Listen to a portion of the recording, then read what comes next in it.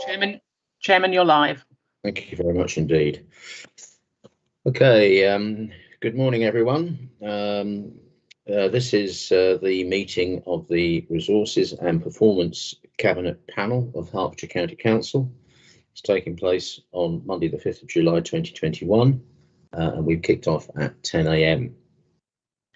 I'm going to start with some announcements. The first announcement is in relation to this meeting being conducted on a virtual basis. Due to the coronavirus pandemic, the Council will be holding this meeting electronically in accordance with the relevant regulations. Members of the public may also attend this meeting in an electronic capacity, and there is a link on the Council's website for them to do so. Members of the Council are asked to keep their microphones switched off until called to speak, and to switch their microphones off once they have finished speaking. Cameras may be left on throughout the meeting if members wish. If you experience connection or other technical issues, it may help to switch your camera off. Cameras should be switched on if and when speaking in the meeting. To indicate a wish to speak, members should use the raise hand function. Use of the meeting chat function is exclusively for voting. At the end of the debate on each item of business, there will be a vote. Members should vote using the meeting chat function by indicating for, against, or abstain. I will declare the result after each vote. Breaks of at least 15 minutes will be held every 2 hours and will be taken after a speaker in the debate has finished speaking. If we are voting, the vote will be concluded before the break is taken. Other breaks will be incorporated as appropriate.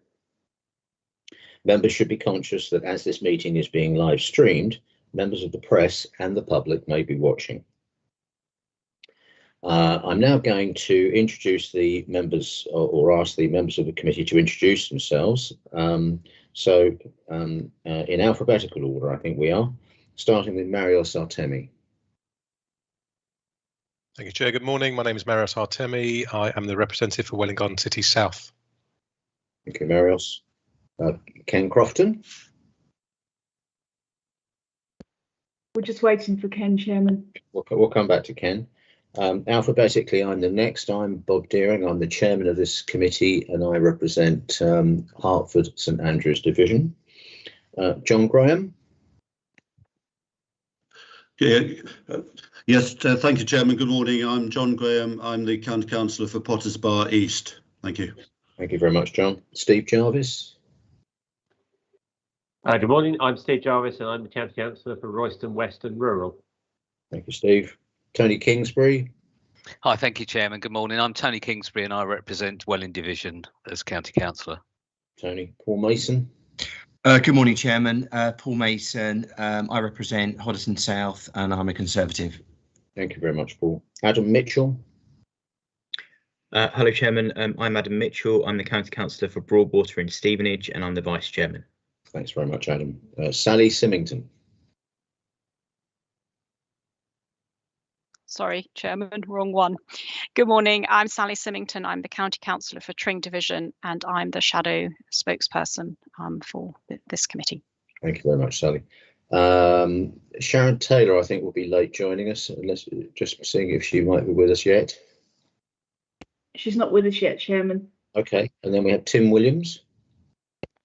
Good morning, Chairman. Thank you very much. Good morning, everybody. It's Tim Williams here. I'm a County Councillor for the Woodside Stamborough area, which is north of Watford. Thank you very much, Tim. And I'm just going to backpedal, see if Ken has joined us yet. No. We're just chasing him, Chairman. Elaine, when Ken Crofton and Sharon Taylor join, if you could just find a way to let me know, they can then introduce themselves. I think that would be the right thing to do. We'll let you know in chat, Chairman. Thank you very much indeed. Primarily for the benefit of the viewing public, we have no substitutions today. In principle, all members of this panel are or will be in attendance. We have no apologies. I'm now going to read a notice in relation to members' interests. This will be very familiar to some of the longer standing members. But nevertheless, I'm going to read the following notice out. Member interests. If members consider that they have a disclosable pecuniary interest in any matter to be considered at the meeting, they must declare that interest and must not participate in or vote on that matter unless a dispensation has been granted by the Standards Committee. If a member considers that he or she have a declarable interest, as defined in paragraph 5.3 of the Code of Conduct for Members, in any matter to be considered at the meeting, they must declare the existence and nature of that interest. If a member has a declarable interest, they should consider whether they should participate in consideration and vote on the matter. Okay, we can now move into the agenda proper. Item 1 is the minutes. In a second, I'm going to invite a proposer and a seconder for the minutes, but I do want to draw to people's attention that Sally has drawn to my attention a very slight inaccuracy in the minutes as they were presented. Elaine, do you want just to speak to the point that Sally has raised on the minutes? Yes, that's right. There's a slight error there with regards to the reference in terms of the numbering. When we adjusted so I haven't actually got them in front of me, Chairman. I apologise. Perhaps Sally will be able to say better than I. But it's a slight numerical or number ordering. Okay, then I'll sorry. Sorry, caught me unawares there. Sorry, Chairman. I apologise too. I'll just ask Sally then just to speak to it. It's a very minor point. It is a very minor point. Thank you, Chairman. Thanks, Elaine. I think it's item 6.6 refers back to item 6.3 and should refer back to 6.4. Okay, subject to that deep and profound point, but nevertheless correct one. Are we all happy with the minutes? I think strictly I need oh no, Elaine's telling me I don't need a proposer. Are we all happy with the minutes? Yeah, I'm seeing nods and no disagreement. Very much, everybody. Thank you. Although Elaine is telling me that we need to take a vote on that tiny amendment, Elaine? Yeah, we just need to vote, Chairman, that everyone is agreeable to the minutes subject to that minor amendment as detailed. Okay, so it's a vote then. I'm sorry, everybody. So we need to take a formal vote. So go into chat and vote, please. Thank you, Chairman.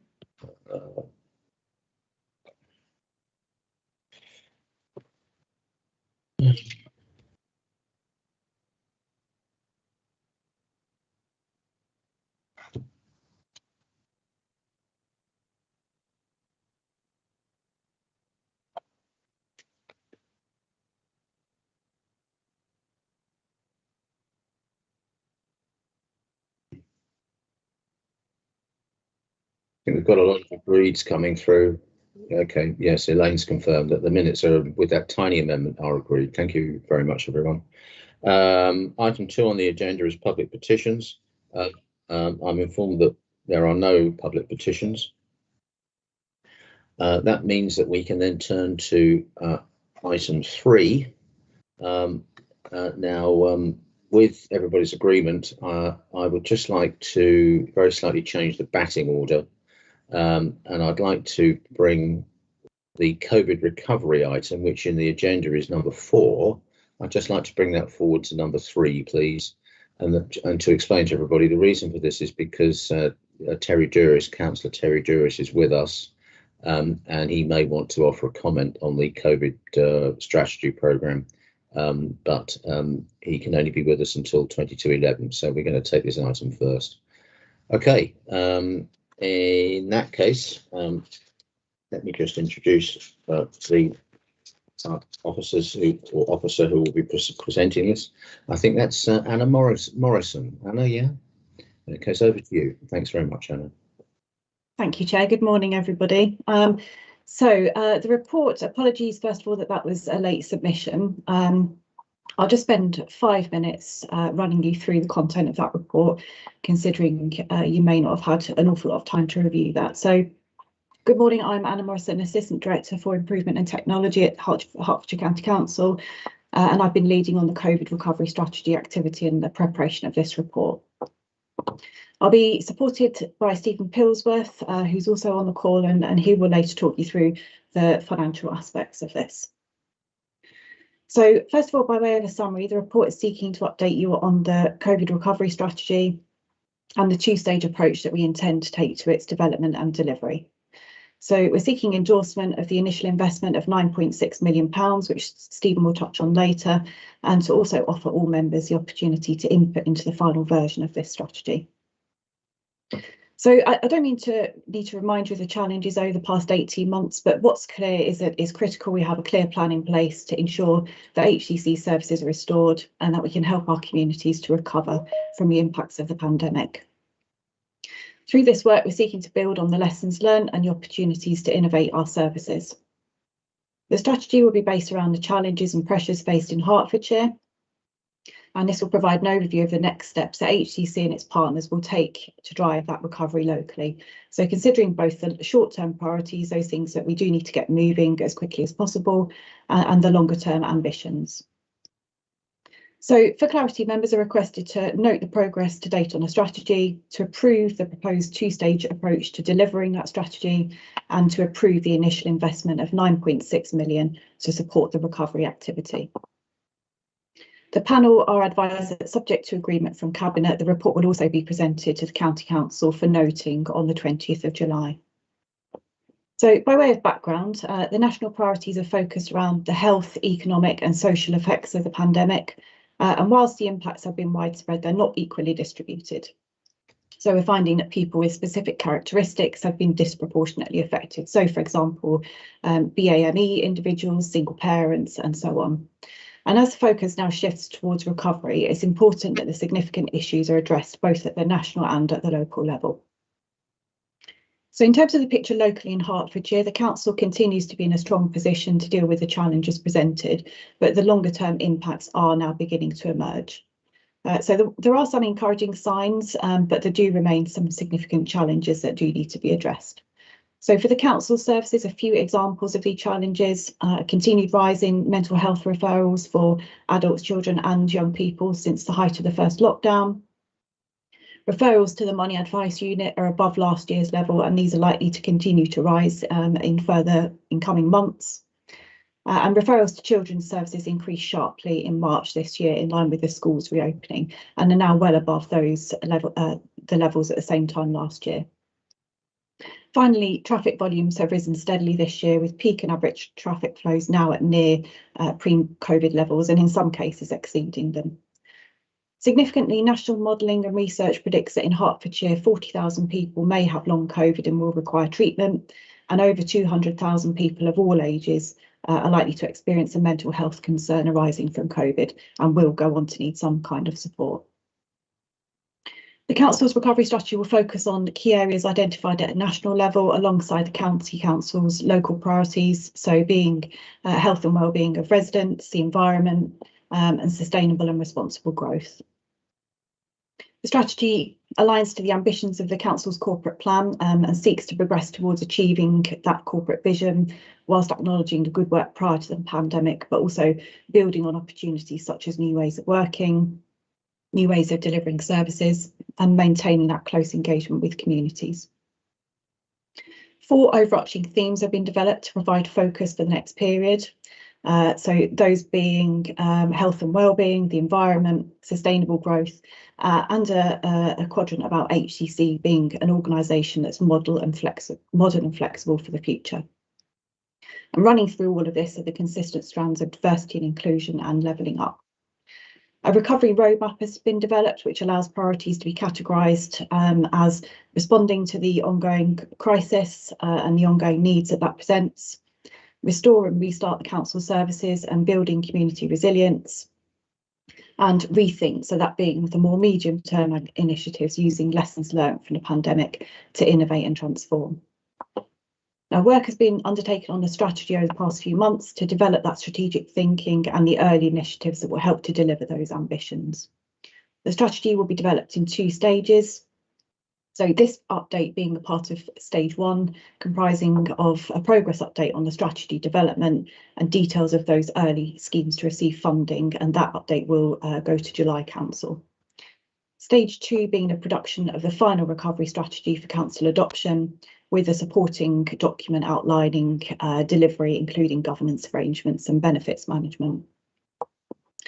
Members will be offered the opportunity to provide further feedback on a strategy, and a plan for this is being developed.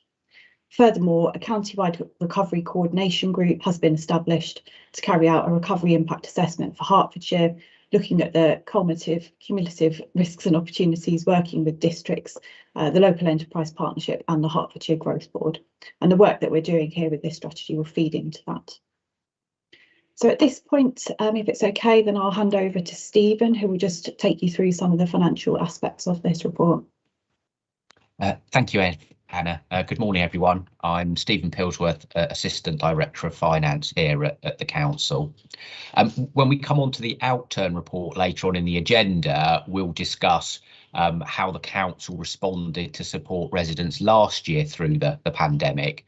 And indeed, many elements of that support continues into this year to help keep residents safe and make sure we can continue to provide services.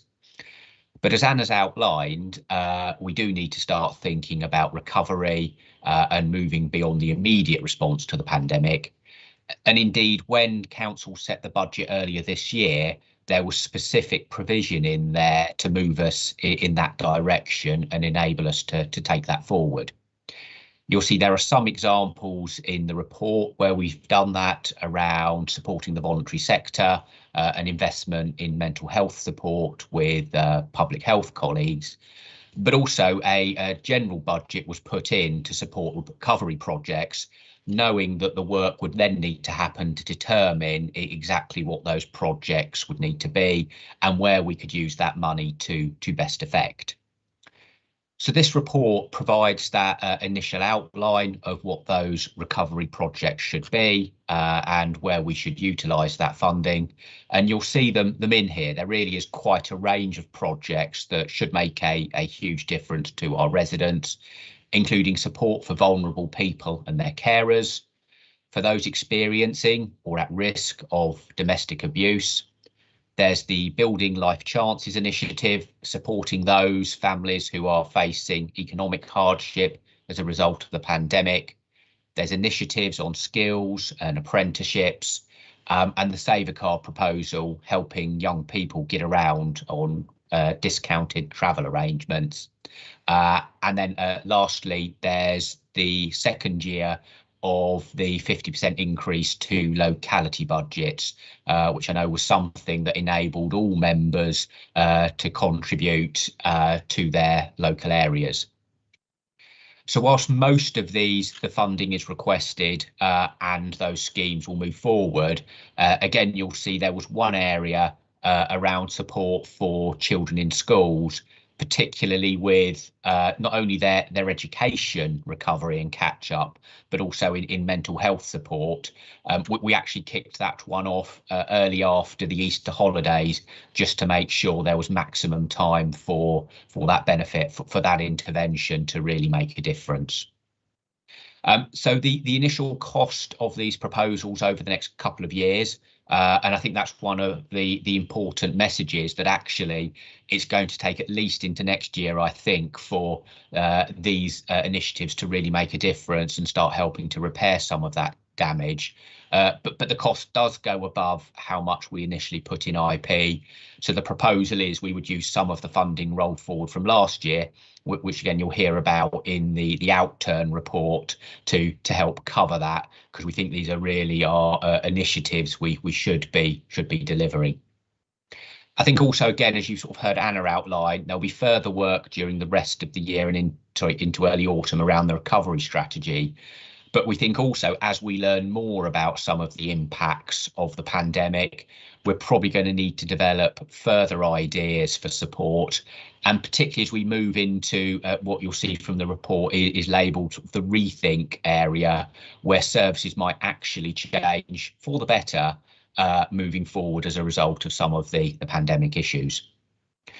Now, clearly, there is huge amounts going on in terms of our response to COVID, many different funding streams, and indeed, within the last week, there has been further grant announced for some of the support arrangements over the summer for school children. And there is actually a separate report on the Cabinet agenda for a week today that outlines the proposals as to how that will be used over the summer to support school children, particularly those in receipt of free school meals. So that might be something that members would be interested in looking at separately. Okay, I think that's everything from me on the finance elements of the report. I'm sure Anna and myself would be happy to take questions now. Thank you very much, Anna, Stephen, very much indeed. This is obviously an important report, and it's obviously very good news. 9.6 million over 2 years. Excellent news. But as you said, Stephen, time for questions and comments. I can see Tony Kingsbury's hand is up. I can't see. So away you go, Tony. Sorry. Thank you, Chairman. I was probably just going to say what you said, really, that I think this is a really good news that we're having that money and looking into what to do on this, and having it in the short term and longer term is really good as well, and dealing with sort of many of the issues that have come up. You know, you mentioned mental health, domestic abuse and other things, and also concentrating on the areas that have been impacted. So I just see this as a really good report and a really good thing to be doing at this time, as we should. Yeah, thank you very much, Tony. I've got some more hands now. So next one I see is Tim Williams. Thank you very much, Bob. I was going to just ask a question, if it's okay, on page 6 of the report, paragraph 5.5, and the diagram, respond, restore and rethink. Whilst recognising that respond and restore are the initial 2 items, the rethink element is very crucial for the medium and long-term initiatives. There's no doubts about it, but COVID has got us all thinking about our pre-COVID norms. I know Stephen Pillsworth mentioned this. We're currently home working, online meetings as we're doing now, online school lessons as my children are doing at the moment. We've got less travel, we've got the green agenda, less requirement for office work or even office buildings in total. And perhaps, you know, in the right circumstances, a lot of the offices could be converted into residential, which could actually lessen the impact of the development and the push for development which is occurring in Hertfordshire a lot. So I just wondered what's the initial thoughts from the officers, the administration in regards to rethink. If I might just come in first before Anna and or Stephen comment. I think Tim, rethink is I personally think it's a very good word, and I think it's extremely good that it's in front of us. And I think it's a very, very important part of the way we are looking at almost everything actually going forward, but including our COVID response. The whole COVID thing has been a massive learning curve, and we just need to keep thinking and rethinking. But I don't know if Anna or Stephen want to add to those comments. You're very welcome if you do. Indeed. I mean, Anna, I don't know if you want to say anything about ways of working and those projects generally, and then I can maybe chip in from a financial perspective. Yeah, completely. So yes, as Stephen mentioned, we've had a programme running for about a year now, thinking about how and where we work as an organisation in a post-pandemic world. And it will be no surprise to members to hear that the vision that we've settled on is a hybrid vision for working in the future. So that would mean that officers would spend, much of their time, depending on their role and the needs of their role, but spending much of their time working remotely, but coming together in office spaces for collaboration and those meetings where they're better done face to face, or conversations are better had face to face. So that's very much well underway now. The vision is out there with staff, and people now starting to adjust to that way of working for the years ahead. And as you said, it does open up an opportunity for us to rethink how we use our office spaces and what type of footprint we need for the future. But I think it's fair to say there are no firm plans at this point with regards to the long term, our long term estate and what we may need, and what we subsequently then do with that estate. That's very much still to be confirmed. So Stephen, is there anything to add? I think it's a really helpful question, and certainly, it won't surprise members to know I'm sort of thinking about the financial position of the council in the coming years. Those of you who saw our published IP in February will know, as always, we've got budget gaps, and in some respects, the ongoing impacts of COVID may well worsen those. So actually, there's a real chance, I think, in the rethink space, not only in some areas to make permanent improvements to services in terms of their accessibility, but also potentially to have some financial benefits which will help with those financial challenges the council faces. So definitely sort of an area I'm really interested, us as a council, progressing into and thinking how we might move that forward and what the potential ideas and initiatives might be. Yeah, so again, if I could just come in there, by definition, rethinking is a kind of a continuing process, isn't it? So you can't, at any one time, you won't have completed your rethinking. But certainly, this administration is committed to rethinking, and it's committed to not standing still and making sure that we're always evaluating things and trying to do the best we can for everyone. Thank you very much, Anna, Stephen. My next hand is Sally Symington.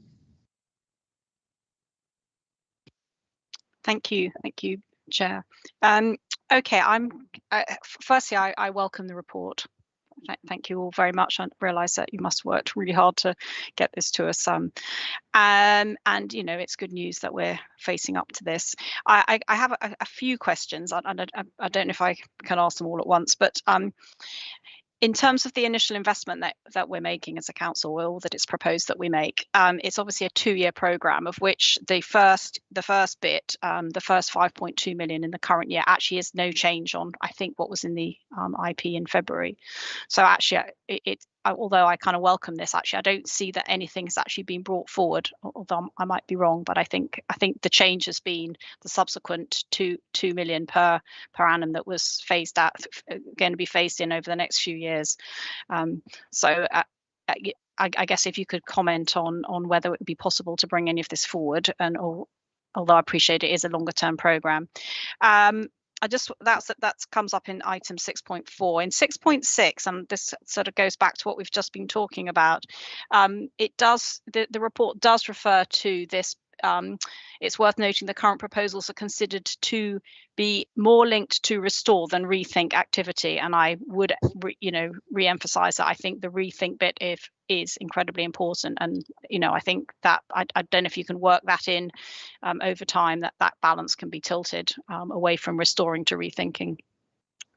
Which I think brings me on to the other 2 key things that are mentioned in the report, but which we don't have, is that's a full equality impact report, which I think you're bringing to us in October. Obviously, reducing inequality is like the key, or literally the key thing that we need to be addressing coming out of this, and I think this is what you're trying to do with this report, this 2-stage approach. But it's important that is front and center, and that equality report really drives that home. And the other one you mentioned in item 8, obviously, is the sustainability report. And we don't have that, but sustainability has to be an integral part of the rethinking and the building back that we're going to be doing.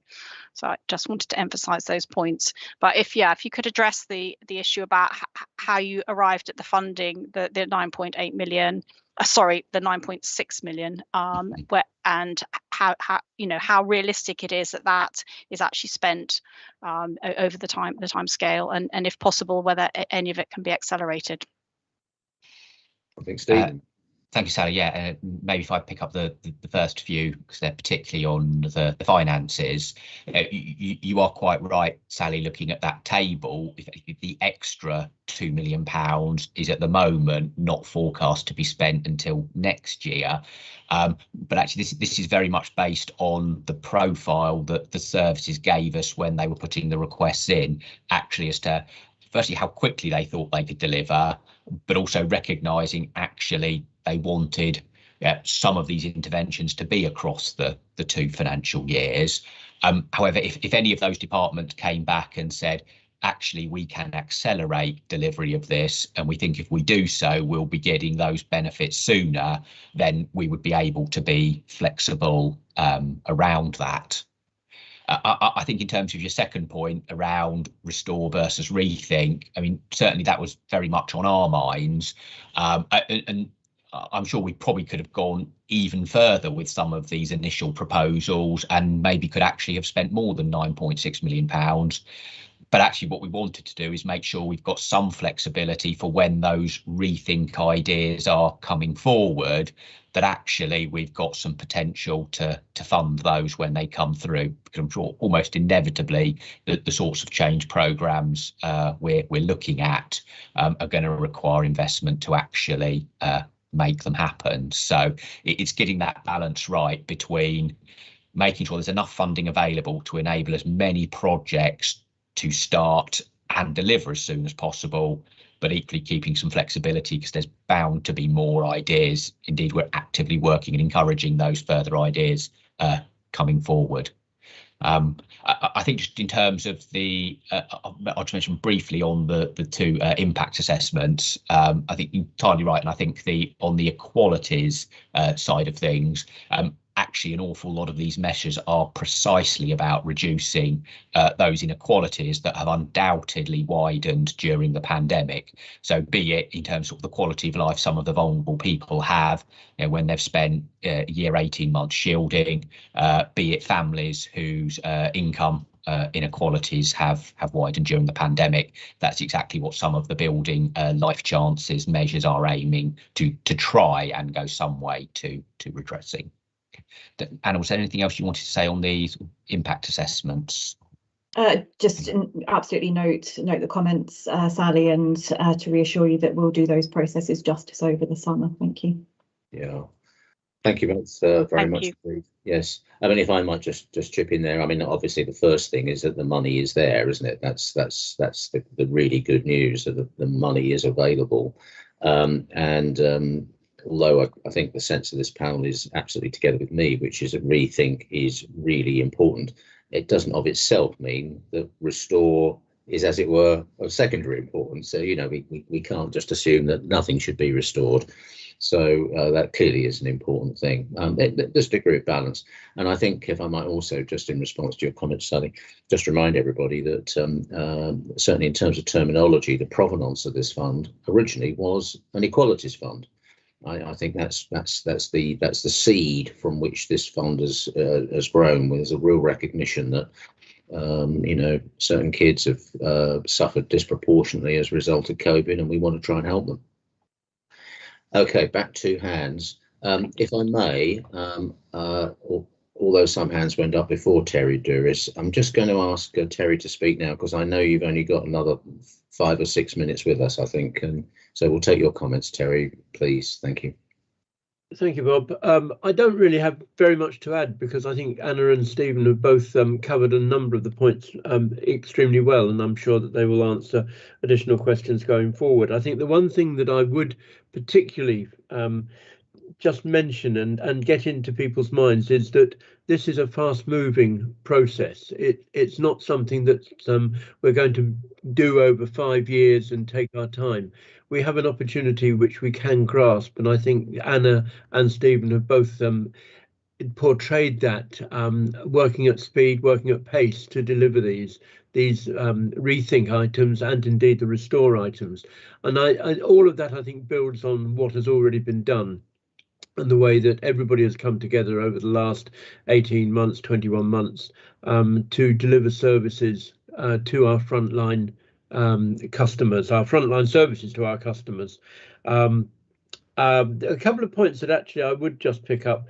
I think one thing which we must not forget is the impact of COVID, and indeed long COVID, going forward, and the impact that it may have. And I don't know that we've necessarily seen it yet on mental health, and we've got to be very aware of that. And we will need to make provision for that, whether it be locally or nationally. I think the other point, Tim made a comment about education and schools. I would actually just come back on that. I'd acknowledge the huge work that teachers and all school staff have done over the last period of time. But I think there is no doubt that there is no substitute for children being in school learning, mixing with their friends as much as can be possible within safe parameters. But the fact that they're in school, they're learning, they're being educated rather than being, if you like, home tutoring. And we have in fact seen, interestingly, an increase in elective home education, but then actually those numbers have declined again. So it's an interesting feature going forward. But I think the other thing I would say also is that in terms of the finances, we have a really exciting series of projects going forward, which will benefit the whole of the county. But we also have to be, as you have mentioned, Bob, we have to be, dare I say it, prudent in the way that we go forward with these things. We have a number of competing pressures across the whole county, and we have to plan carefully. And I think that's been a symbol or a feature of our success, particularly in our financial planning over the last number of years, that we've looked at these things carefully and in detail. And that's why we are in the good position that we are at the present time financially. I think I'm going to stop there. As you say, thank you for letting me have a couple of minutes. I will stay watching until 22:11, and then I will discreetly leave. Yeah. Thank you very much, Terry. And I'd just like to endorse the point you've made. And it's very easy to, there are points here to be discussed. It's important, but must not be forgotten that this funding exists and we have made it available. And that's because we've managed the finances well enough to make this funding available. That's a well-made point, Terry. Thank you very much. My next hand is Sharon. Just before you make your point, Sharon, could you introduce yourself to the viewing public since you weren't with us at the beginning of the show, as it were? Thank you. Yes, thank you very much, Chairman, and thank you for your patience. We had a flag raising for the NHS in Stevenage this morning, so I just needed a few minutes to go and say thank you to our NHS colleagues with the Mayor. My name is Councillor Sharon Taylor, and I'm the Councillor for Bedwell Division in Stevenage. So I've got a few points to make on this paper, if that's okay, Chairman.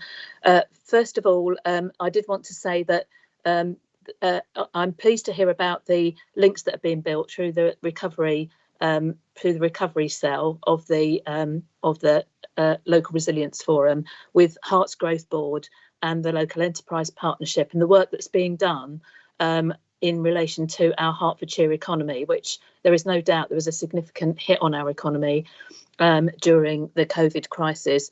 It's just a question.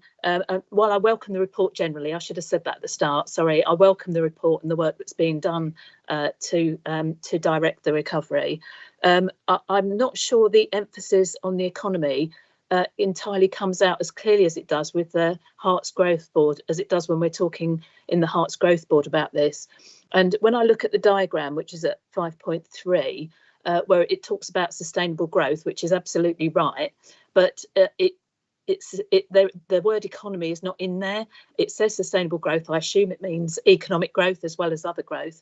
But I just want to make sure that we are focused on the economic recovery of the county, as well as all the other very important elements that are in this paper. So I just wanted to raise that as my first issue. Then there are a couple of things which they're nuances. I'm not critical of the paper. These are just nuances. But in terms of young people's mental health, I really welcome the focus on that. We've set up our Young People's Healthy Hub in Stevenage because we were so concerned about the young people's mental health coming out of the COVID crisis. And it's the speed of response that's critical here. And I think it goes back to what Sally was saying about some of these issues they're not only really critical, but they're also quite urgent. If you're 17 and you've got to wait 6 months for your counselling or your therapy, that can feel an awfully long time when you're 17. When you're my age, it always by in a flash, and you know that. But I think when you're 17, it can seem an awfully long time. So I think the speed of our response we've got to think about in terms of going at the right pace for the right issue here.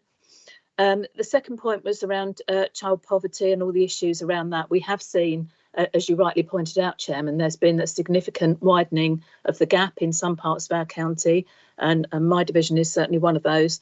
And you know, there are significant issues around food poverty and things like that, and I hope we can have a look. I hope that provision will be made, for example, for holiday hunger and so on going forward, because I think it is going to be an ongoing issue while we get the economy back on its feet. You know, there are units in the County Council, the Money Advice Unit do an amazing job supporting those families that need help, and I hope we'll be helping them to carry on giving that support and perhaps do even more in future. And of course that's exacerbated, while housing isn't a county function directly, that's exacerbated by some of the chronic housing shortages we're seeing. And when the eviction ban ended and we see people losing their private rented property, that exacerbates all of the child poverty issues. So they're all things we've got to keep our focus on and help supporting our families as we go forward. And just the last point on the issue about the Rethink programme. Well, 2 points on that. One is I hope that we will start to use that part of the programme to think about the preventative side of our services even more than we do already. I think prevention in terms of things like domestic abuse, young people's mental health, all the issues I've mentioned really, prevention is a much more effective way. It's upfront, but it's a much more effective way of dealing with it and does prevent costs down the line. So I hope we can look at that. And the other point about the Rethink, if we're thinking about ways of working, I know that, you know, that there are a lot of positives to the changes to working from home. There are certainly some cost benefits for employers, but we have to also think about continual assessment of the impact on the people that are working from home, on their home life, on the costs, you know, utility bills and all those sorts of things, on making sure that health and safety is looked after. I'm sure the County Council would do that, but, you know, we have to keep focus on that. And I hope when we get a detailed assessment of the preventative part of this work on the Rethink work, that we can have a very detailed look at that as well. Thank you very much for letting me contribute, Chairman. Thank you very much, Sharon. I'm just going to bring in officers in a second, but some comments from me in relation to some of your comments, Sharon. Absolutely, I think we're committed to doing what we can to help the economy as much as we can, both revive and in any event. It's clearly a very important thing that the Hertfordshire economy is as strong as it can be, and we're all committed to that. In terms of speed, either Stephen, I think, or maybe Scott, who wants to come in and just, I think, add some comments. I think he will remind us that we are very alive to speed and expedition, and that we've already pushed some funding out, I think it's right to say, because we could see that there was an immediate need for that. And again, as Stephen mentioned in his own opening remarks, I'm not quite sure whether you were with us for those, Sharon, but there is some parallel funding running at the minute, specifically towards children more in need. But I'll let officers come back on these things. So perhaps I'll let Scott come in first, and then Stephen, if you wish to add, you come in after Scott. Yeah, thank you, Chairman, and hello, members. Yeah, I'm Scott Crutchinson, Director of Resources at the County Council. Just to pick up a few specifics, I think, in relation to Sharon's comments, but also then a few sort of general points as well. On the economic, the economy and recovery for the economy, it is included within the priority of sustainable growth. But I accept the point that there's a danger that it gets sort of lost within quite a very broad spectrum of projects and initiatives that could fit under sustainable growth. So I think we will absolutely take that point back and feed that into the sort of further iterations of this recovery strategy.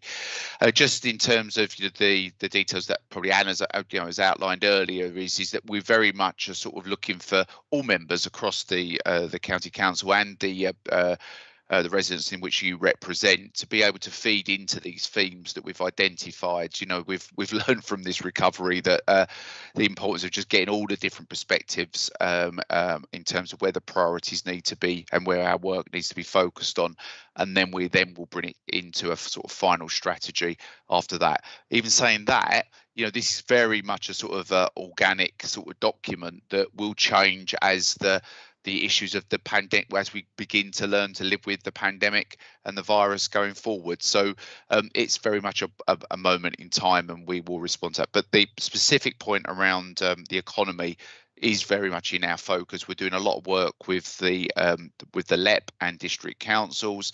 There's been a whole range of sort of initiatives that have been launched through that cell, but again, we can make sure more information is supplied through the next update on this. In terms of speed, I couldn't agree more. Again, that what we took the view on here is that our initiatives effectively that we need to get money into groups, organisations, into our own individual services, working with others to get things moving now, or do we wait for a sort of fully polished document? We took the view that it is the former. We need to get spending on some absolute. The data is telling us we need to intervene now. As you mentioned, Chairman, there was an initiative in relation to sort of life chances and a broad spectrum of initiatives under that heading that we've already approved through delegations to get on and spend that money. But there's a whole package now of works that we're proposing through you today onto Cabinet in a week or so's time as well. So we very much, let's get the money moving now. We think we've got the key priorities, but there's enough room for flexibility for us to sort of add in future initiatives later on.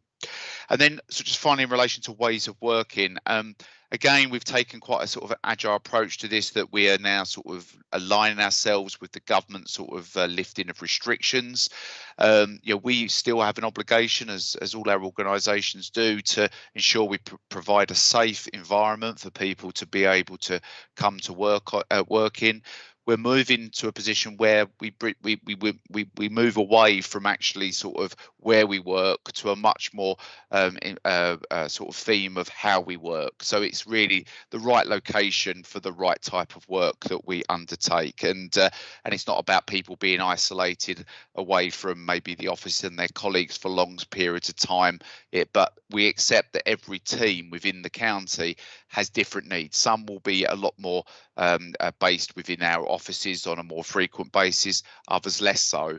But there's definitely a whole sort of range of new skills that we're learning as sort of leaders within our organisations to be able to support individuals in these sort of different ways of working, and that will come out more in time. And I'm sure when we provide you with a next update, we'll be able to give you some of those early sort of lessons that maybe we've learned that we need to feed back in to improve the working experience for all our colleagues across the County Council. Thank you, Chair. Thank you very much indeed, Scott. I'll come to you last, Anna. I'll just see if Stephen wants to add anything at all to what Scott said. No, nothing for me to add to that. Thank you, Chair. And then Anna, maybe you want to say a couple of things on ways of working, because I know that there's been an awful lot of thought given to this, and the officers and staff are being consulted very closely.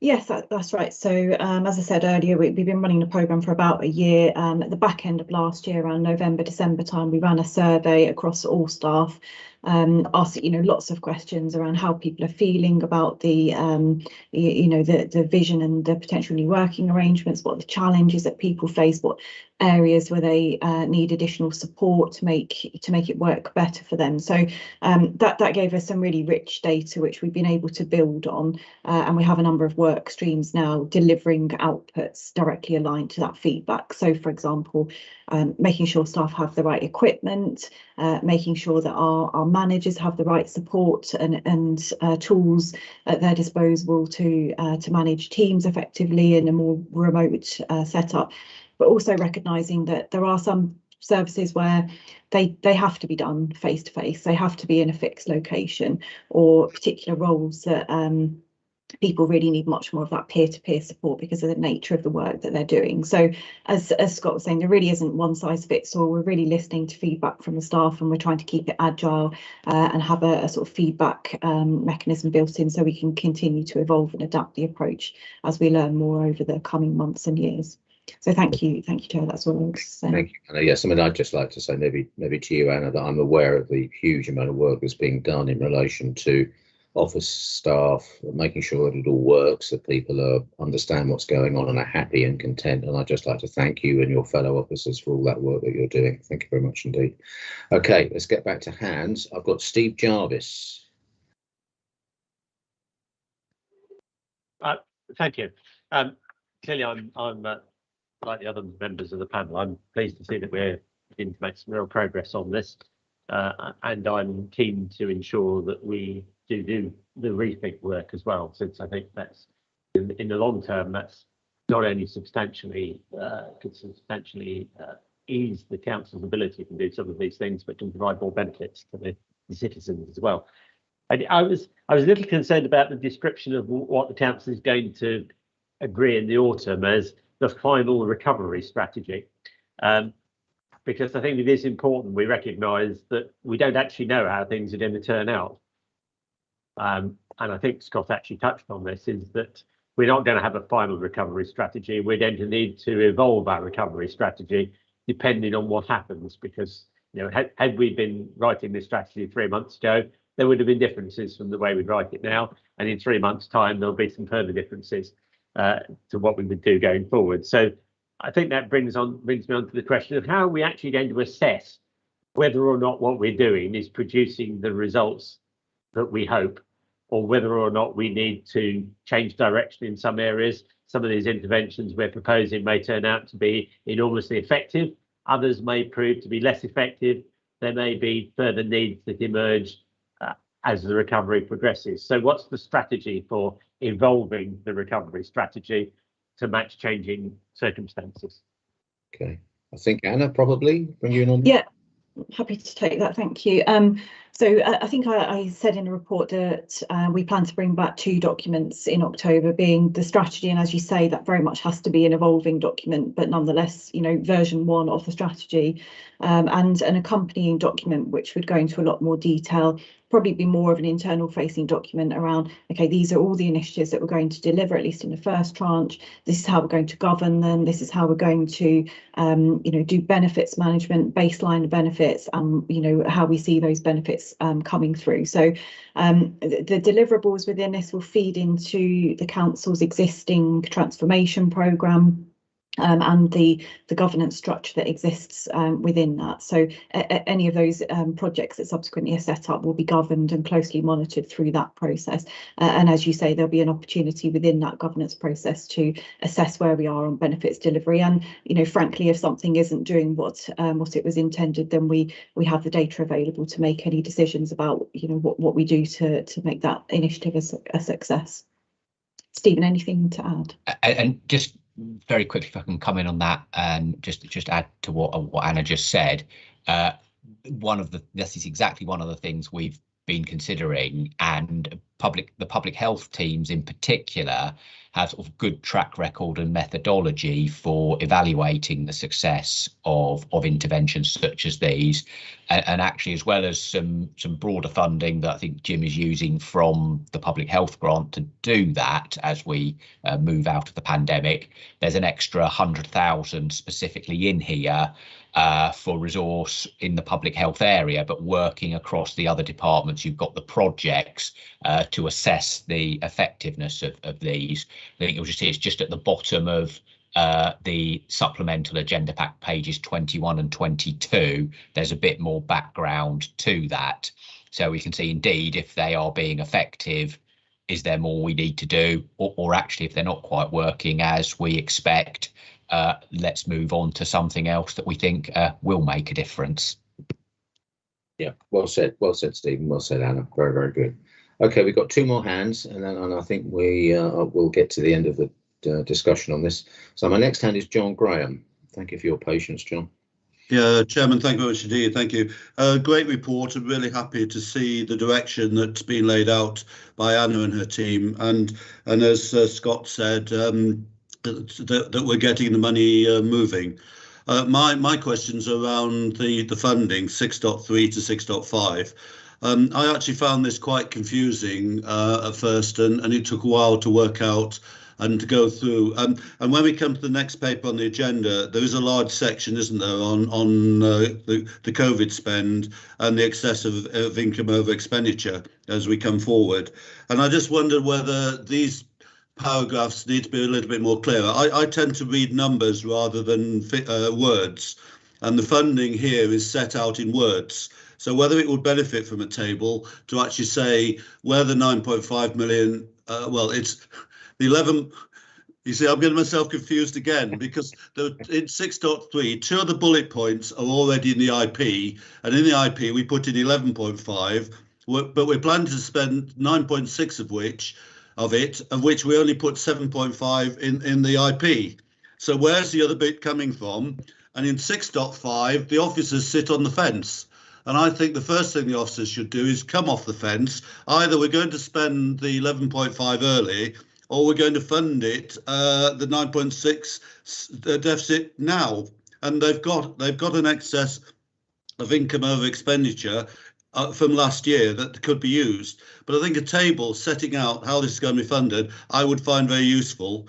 And it might be totally relevant, Chairman, because when we take this forward to the 20th of July with a lot of new members in place, many members there will not have been here when the IP was approved. So I think it would be helpful just to spell out a little bit more carefully how the 9.5 million is going to be funded. Sorry to be confused. Thank you. Well, I think, John, we feel your agony from here.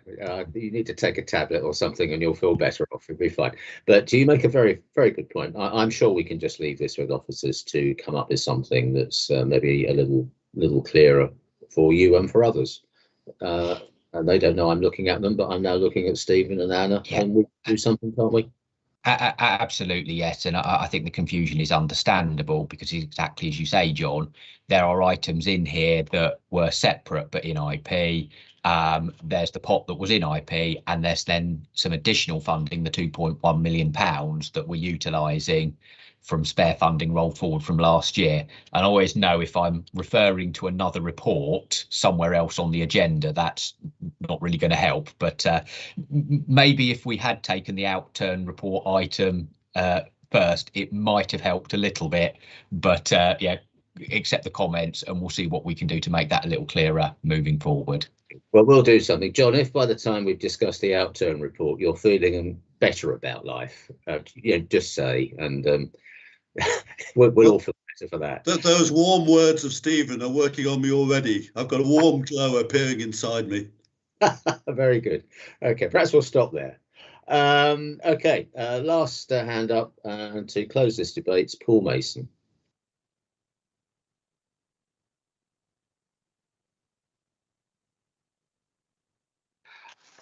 Can you hear me? Yes, Paul. Yeah.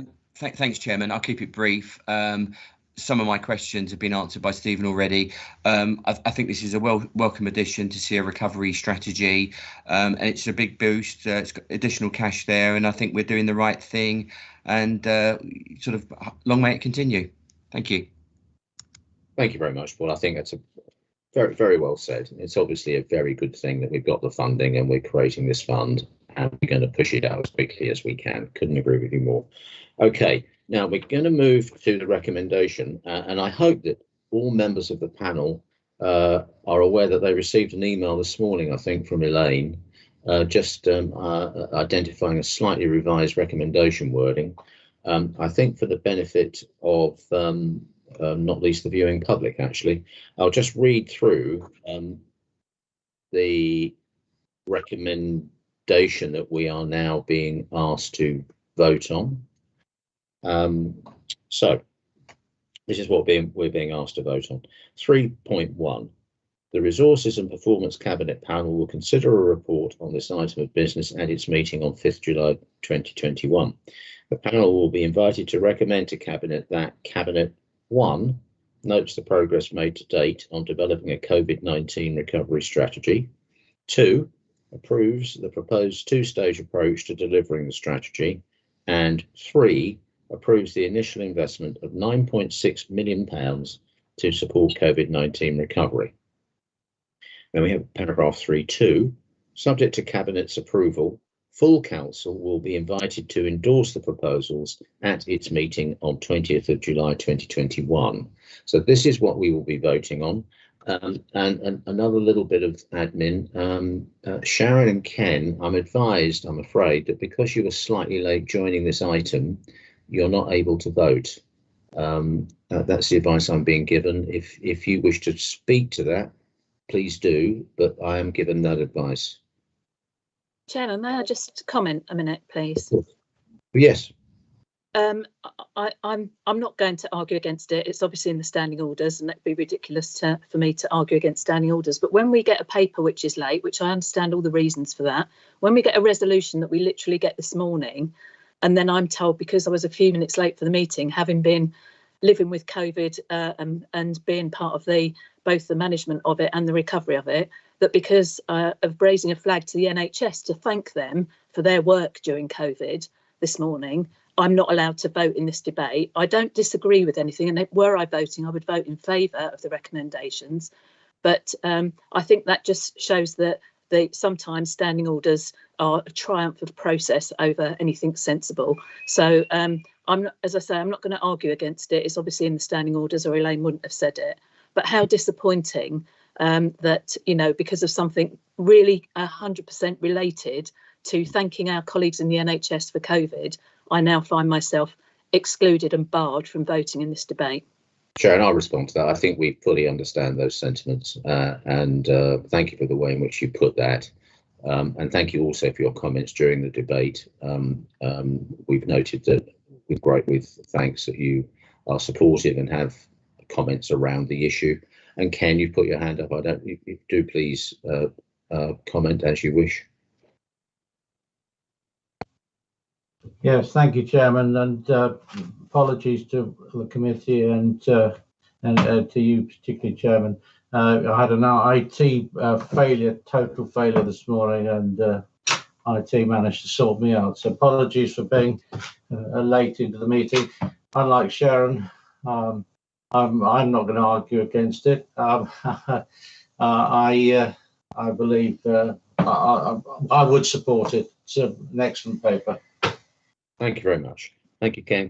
Thank you, Sharon. Okay, so we'll move to a vote now. I'm just simply going to ask all those in favour to note in chat that you're in favour, please.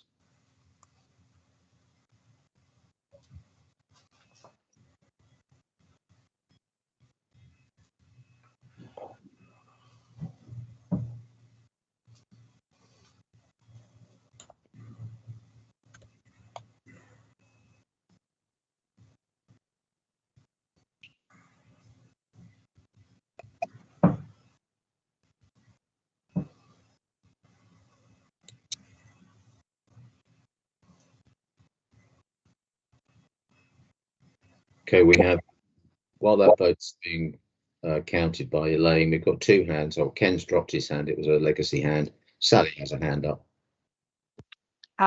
Thank you, Chairman. My question's going to be a little bit late. Because obviously everybody's voted, but referring back to the original recommendations, I guess I would have asked, had I had the opportunity, why 1.13 was dropped to offer all members the opportunity to provide input into the final version of the strategy.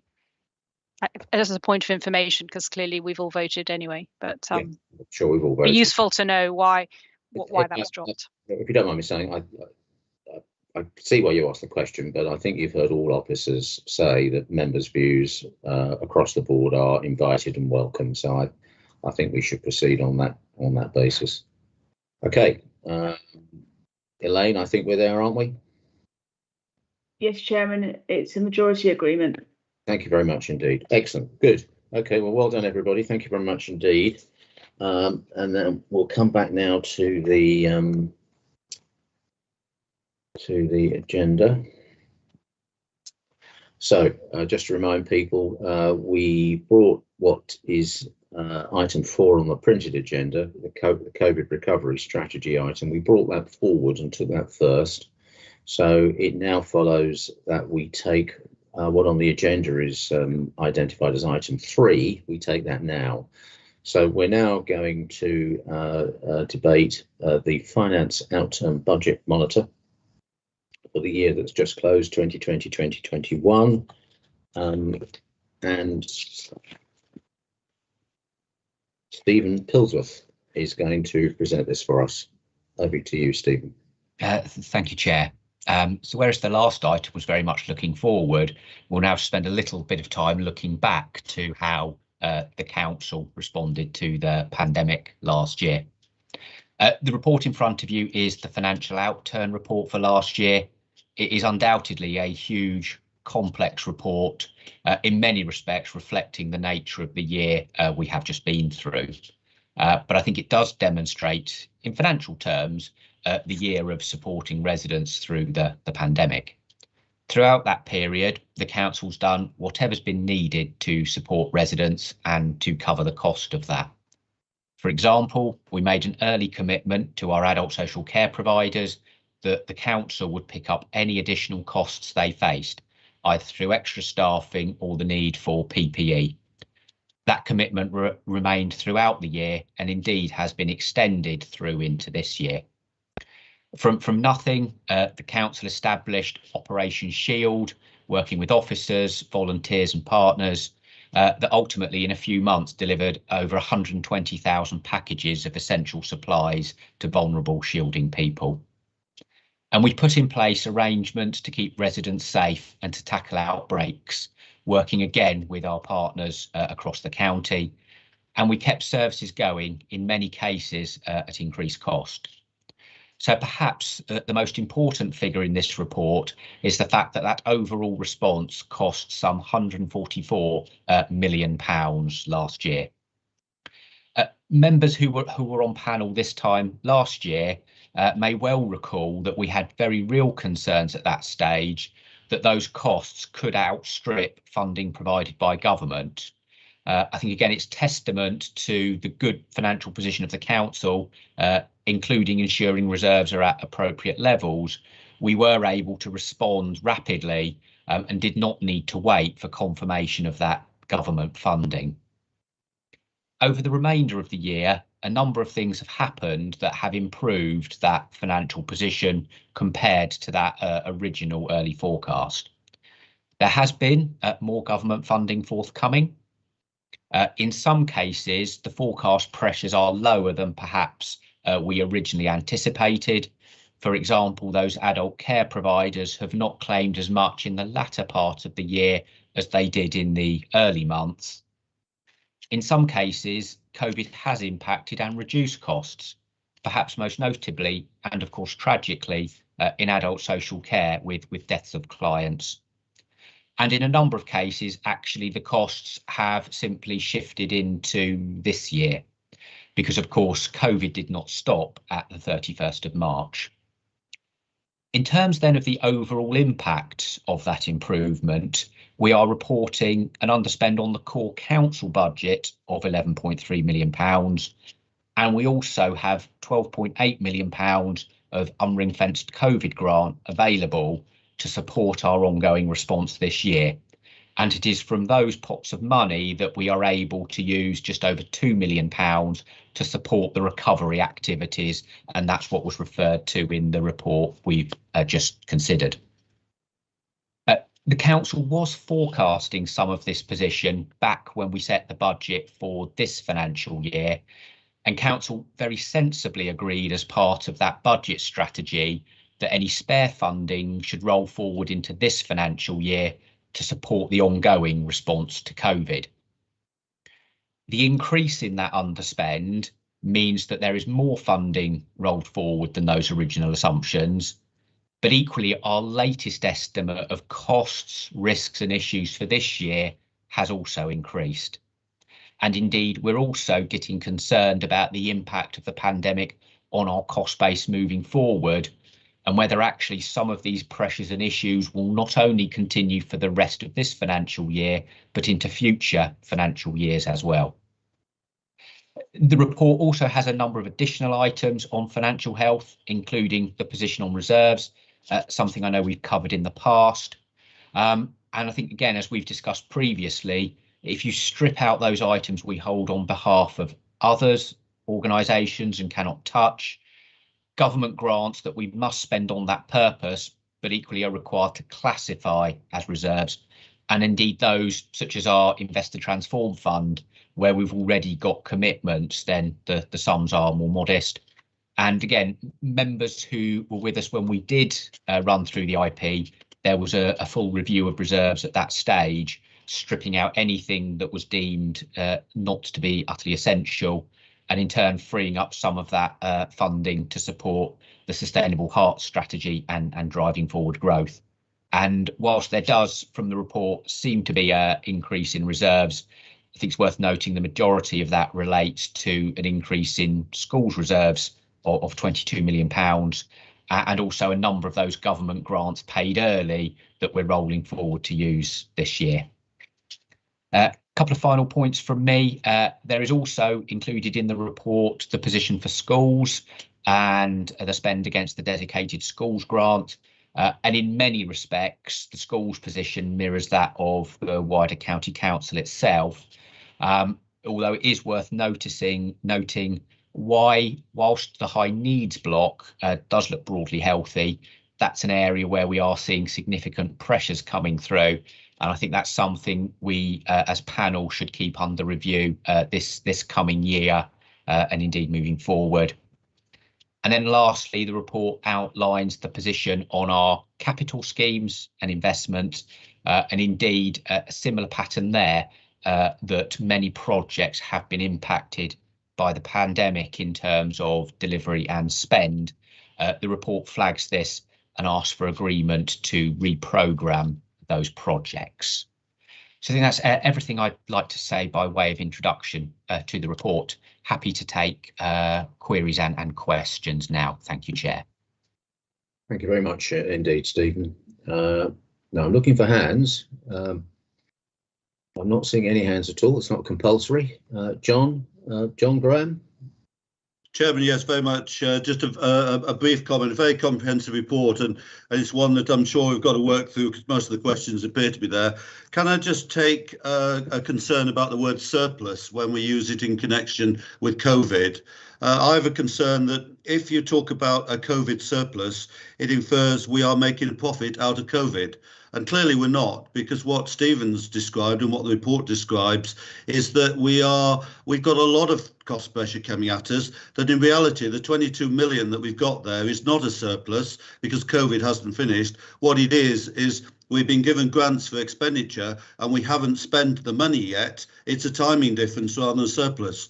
So I'm rather nervous about linking the word surplus with COVID. Thank you. Yeah. Thank you, John. I think that's a really important point. As I mentioned at the start of the introduction, this is, of course, a snapshot in time up to the end of March. And very clearly that the pandemic did not stop then. There's considerable work activity in areas where we need to support communities. And all of that funding, exactly as you say, is available to support that response, be it in terms of some of those ongoing issues, continuing to support care providers, continuing to make sure services are open and accessible, or actually some of those recovery items that we were hearing about earlier. It's very much supporting the ongoing pandemic response. Yes, I'd like to echo that. I think that's a very good point you've made, John, to use what is going to become a bit of a hackneyed expression. COVID is not a respecter of financial years. And the point you've made is a very well made point, totally taken on board by Stephen and the rest of the team. Thank you. Okay, my next hand is Sally. Thank you, Chairman.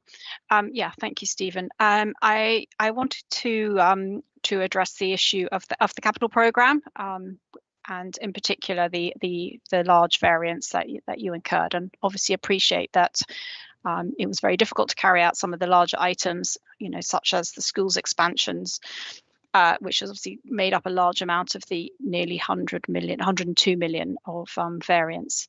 But you also have large items such as office accommodation, over 13 million, capital investments, again, another 9 million from resources. So overall, we have quite a large, as I said, underspend, and which is going to be reprogrammed. But I wondered if you could comment on how that's going to look going forward, whether it's realistic this money is spent, whether it's to do with the way that overambitious programming in the first place, or basically where the factors are that are constraints on this, and how we are budget more efficiently and deliver more efficiently going forward, so that those numbers don't have such a large variance. Yeah, thank you, Sally. Stephen? Indeed, thank you, Sally. And I think it's fair to say that whilst COVID last year undoubtedly made the position worse, actually, if you look back several years, then almost every outturn report has indicated slippage in some of the capital delivery. And of course, that can have two impacts. Firstly, the fact that the capital scheme is not in place. So if it is school expansions, for example, are the places ready and available? What is the impact of that? And secondly, in financial terms, whilst a number of these items are grant funded, such as the school expansions, and in some respects, the grant sits there until delivery can happen, some of these items are funded by borrowing. The budget to cover the borrowing is put in place. And of course, if the scheme doesn't happen, you don't do the borrowing and you don't have the costs. Actually, in the short term, that funding could have been used for something else. And you see elsewhere in the numbers, part of that underspend is for exactly this reason. I think there's probably a range of reasons for it, perhaps some overconfidence in delivery being one of those. And both at year end and indeed when we go through the IP, we do challenge departments over the delivery and whether they will be able to do so. I do perhaps have a concern, and I think you mentioned this in the question, that of course, given the size of what's rolling forward this time round, does that make it then even harder to deliver some of the other schemes around it, just because you need so many more project managers and leads and others to be able to deliver? So I think that's certainly something we need to look at this year again, around actually what is a more realistic timescale for delivery.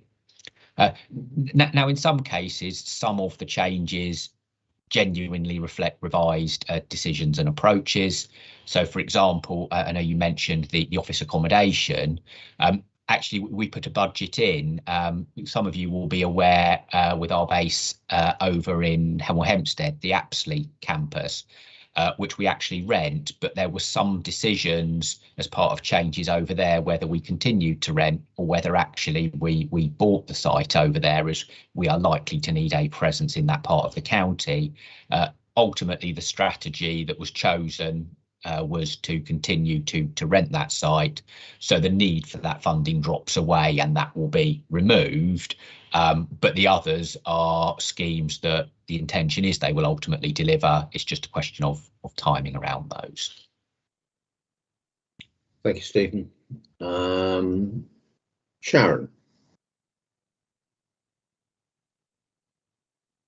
Thank you, Chairman. And can I thank Stephen for making what is a very complex situation a lot more simple in the way the paper's written. It's as clear as these things can be, I think, and thank you for answering some of my questions last week, Stephen. That was very helpful. Can I start with the capital expenditure? Because I did want to say that, I've been involved with finance at the County Council practically since I started here, and it's been an ongoing thing that capital expenditure lags behind the programming quite often. So I think the point that you made, Stephen, very well, and that I was thinking about last week when I looked at this, some of the reasons for delays in the capital expenditure are understandable. There might be legal delays, there might be construction delays and so on, but quite a lot of them are down to, looking through the detail, we're down to design, project management, programme management and so on. So I think we do perhaps need to have a look and see whether some more resource needs to be built in terms of getting some of those capital projects moved along, because at the point that Sally made is right, that You know, if we have capital expenditure that we've borrowed for and it's not being used, then that could potentially have been used elsewhere. So if we can get an assessment of what whether we've got enough there, it may be that we have, and it's just that unavoidable delays have occurred. But I think it's something that's certainly worth looking at. I had a couple of other points. One was on it's on page Agenda Pack 20. There are some bullet points there, and there were some points that are notable COVID-19 carry forwards, which I just want to have them clarified in the meeting, Chairman, because I'm not sure if you looked at these from the outside whether you'd be entirely sure why 5 million contribution to the highways works funding pot agreed for future years would be COVID related, or why the rights of way infrastructure. I have received explanations of that, but I think you know, for the public that are looking in, I think we need to clarify why those issues are COVID related. So that was the first point. The second point was on Agenda Pack page 31, which is the reserves. And, you know, looking at the combination, and I know there are ring fence reserves, I'm not arguing against those. I deal with those every day in another place. So I accept the need for ring fence reserves, but we've now got an investor transform reserve, which has gone up by a further 11 million this year, and a general balance, which has gone up significantly from 31.5 million to 52 million. I just think we need to be careful about those. I do understand that apparently there is a significant ring-fenced element to the investor transform reserve, but I think that needs to be transparent in the paper if that's the case. Otherwise, it looks as though we've suddenly got an £83 million reserve. And there are people looking very carefully, as we all know, at national level at our reserves position. So I think we just need to be clear, if that ITT reserve is ring-fenced, then it would probably be helpful to show that in the papers. My next point was around adult care. There's a quite alarming graph on page 37 of the pack, which shows the variance trend for adult care, where we see a significant drop in Q4. And I just wondered if in the text of the explanation, I'm assuming that's the issue Stephen was referring to around some of the tragic impact on our care services that COVID's had. But if we could just have an explanation of that. On page 38, where we've got the main areas of reduced spend were daycare costs, 838,000. Just a query. I mean, I'm assuming our staff in those daycare areas are paid, permanent staff that are paid, and I just wondered why. Presumably they had to carry on being paid. So why was there such a big drop in costs under that cost heading? And I think that was all my points, Chairman. So thank you. Thank you very much, Sharon. Very comprehensive list of questions. Thank you, Sharon. If I might work through those one by one, and actually just touching on the capital programme, actually, sorry, something I should have also said in response when Sally raised it. Of course, in many respects, this is about delivery of the existing programme. Actually, one of the things we have flagged in IP rounds generally, and indeed will continue to do so as we move through the next cycle, is ultimately when these are delivered, they do add to the borrowing need of the council. And one of the things Scott and myself has expressed some concern about is the increase in borrowing we are seeing, because ultimately that's additional cost and that adds to the budget gaps we face. So actually, in many respects, I'm probably more concerned about what's in there and further potential increases in borrowing than in some respects about the short-term delivery, because when these schemes happen, the borrowing costs are there. So that's another angle to it, and say, if anything, probably my bigger concern about our capital programme than the delivery elements. Just in terms of those items on page 20 in the bulleted list, you'll see, for example, items in there including exactly Sharon says around highways and rights of way, which are items where we're needing to invest more because of the knock-on effects of the pandemic rather than it being about the pandemic itself. So some of you may be aware, on highways we've got a couple of big infrastructure schemes underway at the moment. The works on the A602 and the A120 Haddam bypass. I think it's somewhere in the region of about £90 million of investment there. Both schemes went live just before the pandemic. So Mark Kemp and his team have been grappling with delivering those in a pandemic environment. And perhaps inevitably that's had knock-on effects in terms of delivery, timescales and cost of those schemes. So actually the item we have in here is helping cover the pressures arising from that. Indeed, we've sort of compared and asked other councils where they are. And actually it looks like we were one of the few councils in the country who at that time started on major infrastructure schemes. So that's about helping ensure we can meet some of the additional costs around those. And similarly with rights of way, during the lockdown period when people couldn't venture too far, some of our rights of way and countryside provide a real lifeline for people and were really very extensively used. That coupled with some of the particularly wet weather we had last year, which also impacted on those infrastructure projects, has actually seen some quite significant damage and overuse to those rights of way. And some of you may have been out and experienced this. I've certainly seen some of the pictures of it where actually it's almost sort of 20-30 foot wide where people have been walking, going into fields, verges, etc. So this is an investment sum that we think will help restore some of those. So not only does that mean they get back to the condition they were previously, but also by doing so we might be able to capitalise on the fact that people are getting out and about and continue to encourage that, which if they're in the damaged state then people will probably stop using them. Just then in terms of reserves, yes, just thank you, Sharon, because you're quite right. I am sure that government ahead of spending review is looking at councils. So I think it's really important to explain the position here. And as you say, we do have that Investor Transform reserve. And I'm reminded, actually, we did put some explanatory information in IP documentation, which I think would have been useful here around the commitments we have, because whilst the headline figure there is just over £30 million, we do already have a number of commitments supporting things like the transformation programme for children looked after.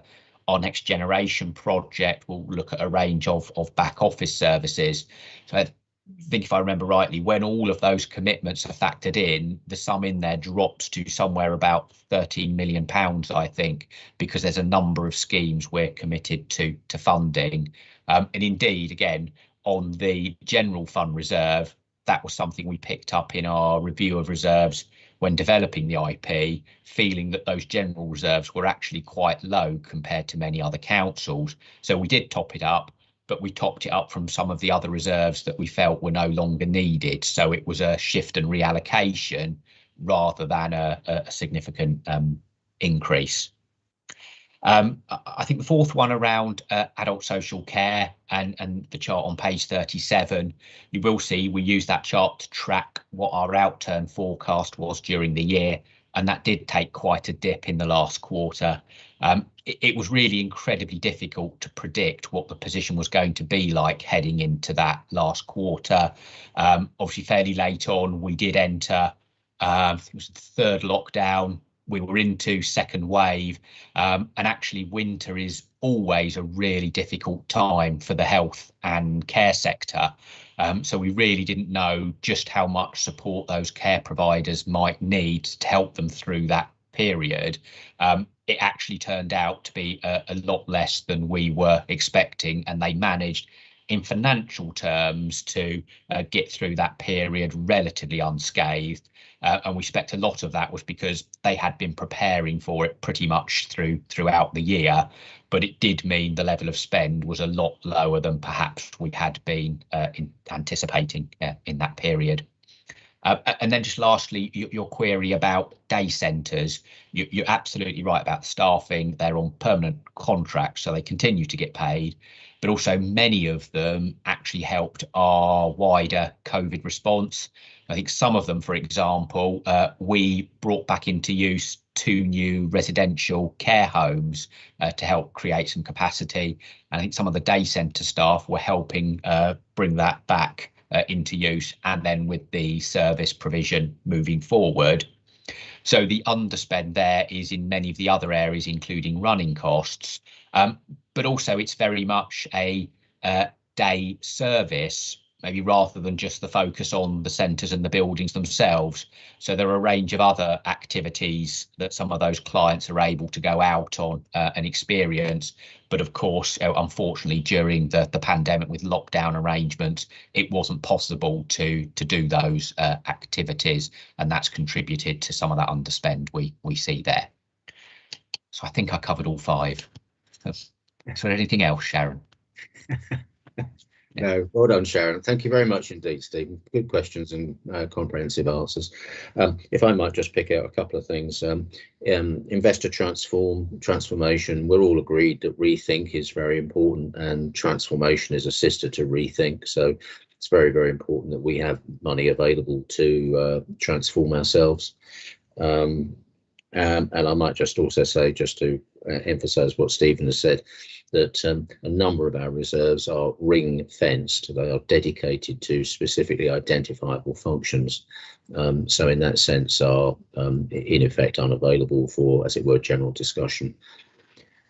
Thank you very much, Sharon, Stephen. My next hand is Adam Mitchell. Thank you. I'm looking at the agenda pack 18, page 18, and the diagram there of COVID-19 Hertfordshire's response. Really, really good diagram. It's been in both of our items that we've discussed so far today. The particular one I'm looking at is the 8 large vaccination sites that we've delivered. And so luckily, recently I've been invited to bring forward my second vaccine. And I was just wondering if that happens at scale, if there's a lot of people who are asked to bring their vaccines forward and they will want to, which I hope is the case, does that have any sort of impacts for our profiling of cost, how we're, where we're sort of supplying these places, or how they might change their use after people have all had their vaccines? Does it sort of change our profile of timing on any of those things? I think yes, part of the reason, thank you, Adam, it appeared in both reports because they were the sections I did, and I love this infographic. I also know actually in many respects it's a little bit out of date now, because it was one I think produced towards the end of the year, and I believe comms are working on an updated version because there's even more that's been happening. Obviously, in terms of the vaccination centres, then yes, of course, members will know how much the county council's been supporting that, both in terms of huge amounts of activity in the property department to search for sites, as well as making some of our own available. And of course, the one you'll be most familiar is the site down at Stevenage. And obviously, we're continuing to liaise with HCT, the Hertfordshire Community Trust, the health body who lead on the vaccine process itself, to understand what the requirements might be moving forward around that.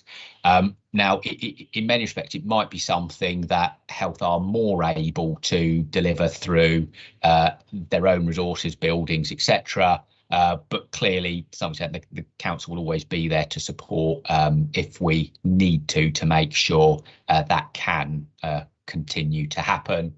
But equally, we must balance that alongside, in many respects, services returning to normal. So, of course, in some respects, we were able to offer up Stevenage because staff weren't there in the lockdown period. We've obviously got to balance that against council services returning to normal and potentially needing to access those buildings. But I know discussions with the likes of SAS Pledger as AD Property, Taryn Pearson-Rose, one of our other resources ADs, who was instrumental in the oversight and the links in with the health bodies are continuing around that. Thank you. Okay, thank you, Stephen. Okay, I've got Steve Jarvis. Oh, yeah, no, Steve, you there?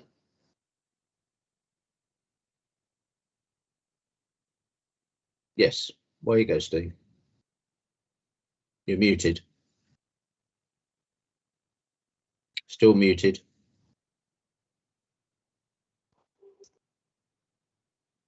Right. I'm That's unmuted now. Hopefully I'll stay unmuted this time. Yeah, well done. Yeah. Stephen mentioned his concern about the increase in borrowing, and that's understandable. And of course, that's not just the result of spend, but also of generation of receipts.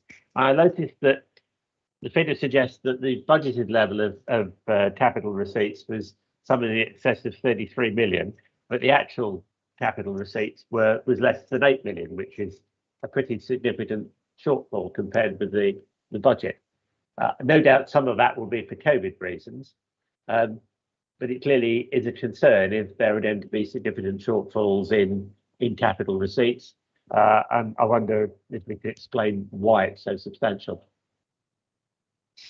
I think there's probably two reasons, although one's more a driver and the second one's the impact. I think the first is down to COVID and just genuinely some of the difficulty of moving things as fast as we might have liked last year. And the second issue, actually, was increasingly we are selling fewer high value sites. So actually it only takes a few of those to slip for it to be quite a sizable difference. Probably one of the things that's worth flagging we've done in recent years, whereas previously there was more of a generic headline target, say around £10 million, and then an attempt to see what schemes might come forward to be able to enable us to hit that. Again, some of the work that the property team, Sas Pledger, Emily White and her people have done, it is around much more of a profile of properties that we believe we can sell, driving the target rather than the other way round. So what we have behind the scenes, albeit it's not published in the outturn report, is exactly the properties and sites that made the original target, but we also know exactly what progress is on those sites, so where they were and what the reasons were that they slipped beyond 31st of March, and actually where progress is on those. So we still expect all those sites, properties will be sold, and hence, we will get that target achieved or very close to it. It's more a question of exactly where the timing of those. I think probably what's also worth mentioning, and I don't think it's necessarily impacting in these particular numbers, but it's something we need to be very conscious of moving forward, is of course any surplus sites or properties we do have. Of course, there is a discussion with services first about what potential use they might have for them, and whereas a while ago, 2 years ago, when we were originally coming up with these forecasts, in some cases we might have thought we had enough sites to meet service demand. As demand for those services increases further, so on occasions does demand for sites to locate new properties, schools, etc. And then they won't be sold as a result. They're made available for service use. Now, of course, there will be an assessment at the time around, is that for a particular site the best decision? Might we be better off actually selling off one site because the level of receipts we can get mean we could invest somewhere else to better effect? But of course, that's difficult in a buoyant market such as Hertfordshire. So that's just a slightly wider issue that we're trying to grapple with and assess, the value for money proposition around site sales. And I suppose there's an issue there about the impact in the current financial year of disposals from the last year not yet having been completed. So is this pushing a wave in front of the disposal programme that's going to have a continuing impact? It could well do, and indeed it could be similar to some of the comments we made earlier about delivery of the capital programme and resource needed. Delivery of receipts could be similar. I know there has been some increase in resourcing in that area to be able to deliver those, but it's clearly something we need to keep under review, because the workload and activity in that can be different at different times of year depending on exactly when some of those schemes are progressing. Yeah, thank you, Steve Jarvis, and thank you, Stephen Pillsworth. I might just add a very brief comment there on the property side, which is that obviously there's a balance between disposal and retention. We've just had a very good example where retention has been highly beneficial, which is in relation to the extra care home in Cheshunt, which would that land. So there is a balance. I'm getting a bit of feedback. If people could maybe mute their microphones, that would be good. Okay, we're moving towards the end of this item now. To close the show again, we have Paul Mason.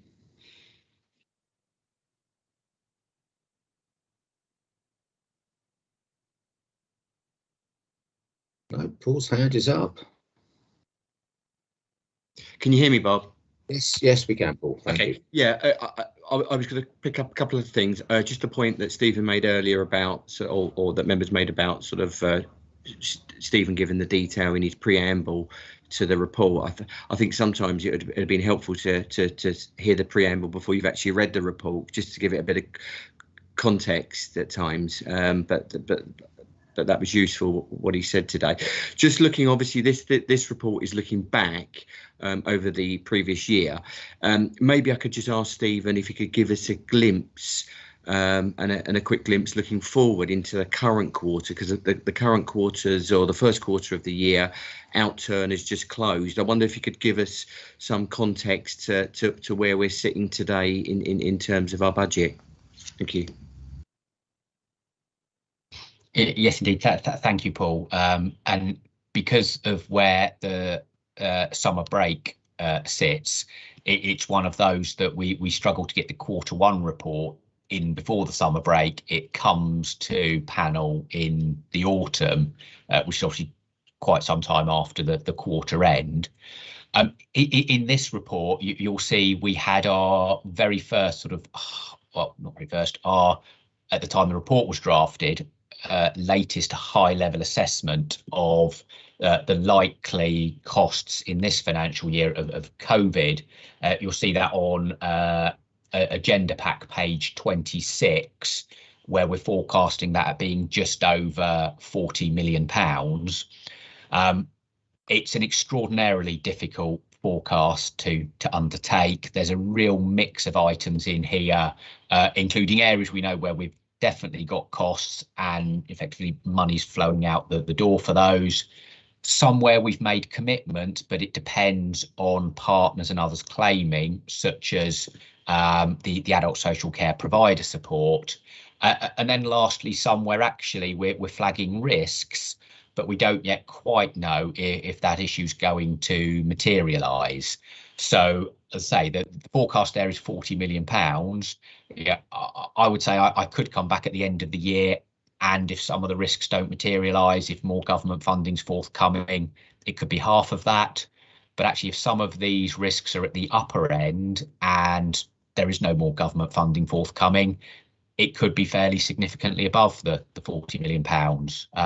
And I can honestly say, in the whole of my career, I've never at this stage of the year given such an uncertain and wide-ranging financial forecast, which is one of the main reasons why having some of that additional funding rolling forward from last year is incredibly helpful, because it gives us the ability to be able to respond if we need to in year and be able to cover the cost of that.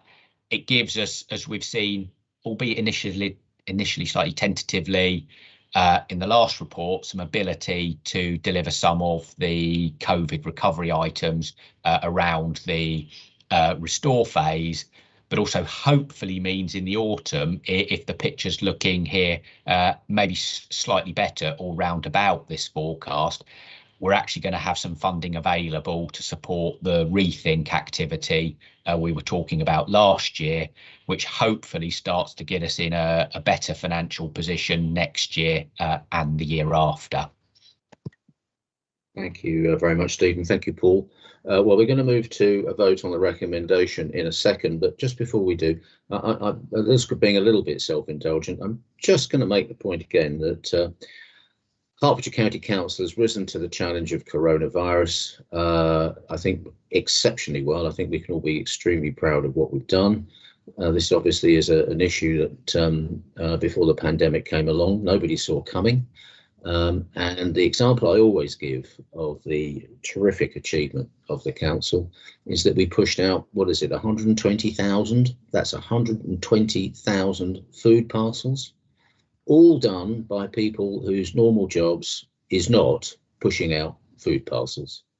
So there's been an awful lot of disruption, reallocation of work function, and we've done a great job. We spent 144 million looking after the residents of Hertfordshire, and I think we should not be slow to acknowledge that and thank our officers and everybody who's gone to the lengths they've gone to deliver that fantastic outcome. So thank you very much indeed, everyone. Okay, so let's move to the recommendation. The recommendation is on page 13 of the pack, and I will just read it out. It's short, so it's paragraph 3 of the paper. Panel are invited to recommend that Cabinet approve the following: the proposed carry forward amounts, including ring-fenced funding per Appendix B, the proposed allocation of the final outturn underspend and unallocated COVID-19 emergency funding, and the proposed reprogramming of capital budgets per Appendix C. And if I could ask all those in favour to vote through chat, please.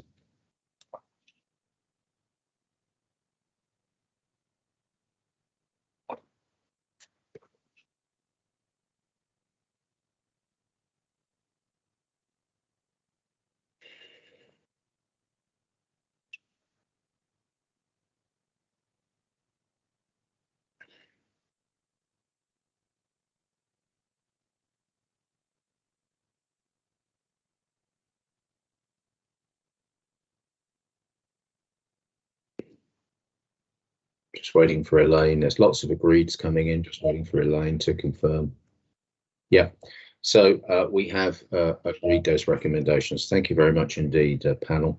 Now we've got one item left, and we've been going for, what is it, an hour and 3/4. Just going to suggest that we take a 10-minute break now,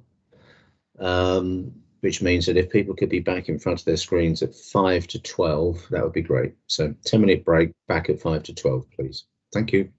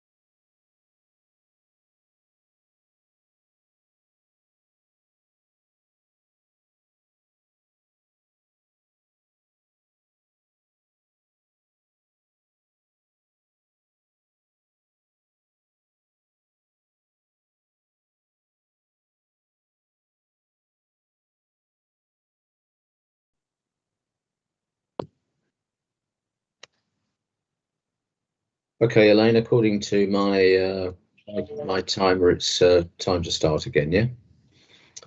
Okay, right, welcome back. Yeah, we're live. Yeah, thank you very much, Elaine. Welcome back, everybody. Just before we move on to the next item on the agenda, which is item 5, since Councillor Ken Crofton joined us just a little bit late, he didn't get the opportunity to say hello to the public who may be watching. Do you just want to introduce yourself, Ken, please? Sorry.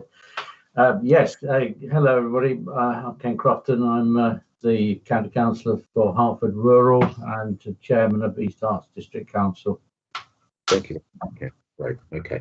So back to the agenda. We're now on item 5, which relates to the proposed acquisition of Brookdale Yard, Watford. And Neil Barker is going to present this to us. So away you go, Neil. Good morning. Thank you. I've got a site plan that I can share. So let me just get that on screen.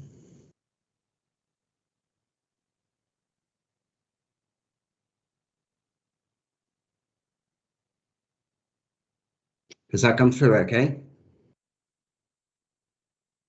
Yes. Excellent. Well, this cabinet paper, as you say, is to seek approval to the purchase of a freehold site directly adjacent to the Waterdale waste transfer site. So on the plan, the site it is proposed to purchase is Brookdale, this site outlined in red, and the Waterdale waste transfer site is immediately to the north of that. The Brookdale site is 1.2 acres. We were... Can I just very rudely interrupt you? I forgot to make just a small announcement before I let you start. As you all know, there is a part 2 element to this. Yes. I'm not sure myself that we will need to go into part 2, but if members want to, then we will. But it's just to remind members that there is a part 2 aspect. So part 2 items should only be discussed if and when we get to the part 2 stage. So I'm sorry to interrupt you, but I just needed to remind members of that. So carry on, please. Okay, thank you very much. So HCC were made aware that the site was coming to the market and offered the opportunity to bid for it.